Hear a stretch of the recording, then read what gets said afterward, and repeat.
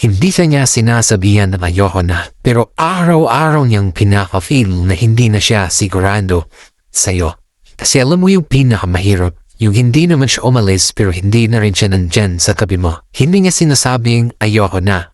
Wala siyang breakup, walang away, walang confrontation. Pero sa bawat araw na dumadaan, ramdam mo, unti-unti nang nawawala, namamatay yung pag-ibig niya sa'yo. Hindi na siya kasing lambing dati, hindi na siya kasing present, hindi na siya kasing interesado, hindi na rin siya kasing sigurado. Kasi yung dating kausap mo buong araw, nagiging isang tanong na lang. Yung dating excited sa'yo, biglang nagsisig na lang. Yung dating mong kakampi, biglang hindi mo na mahawakan. At ito yung masakit na hindi sinasabi ng marami.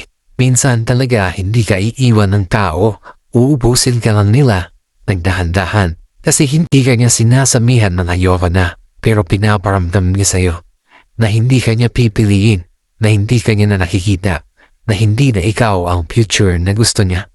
At habang hindi niya sinasabi, ikaw yung nagtatangkang ayusin ang nararamdaman niya. Ikaw yung mag-a-adjust, ikaw yung nagtatanong sa sarili, may mali ba ako? May kulang pa ako? May bago ba? Pero real talk lang, kung mahal ka talaga ng tao, hindi ka nila iiwan sa tanong. Hindi ka nila iiwan sa duda. Hindi ka nila iiwan sa ere.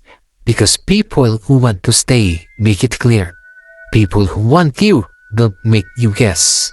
People who choose you, make you feel chosen. So if every day pinapa-feel niya na sa'yo na hindi na siya sigurado, baka oras na ikaw na ang maging sigurado para sa sarili mo.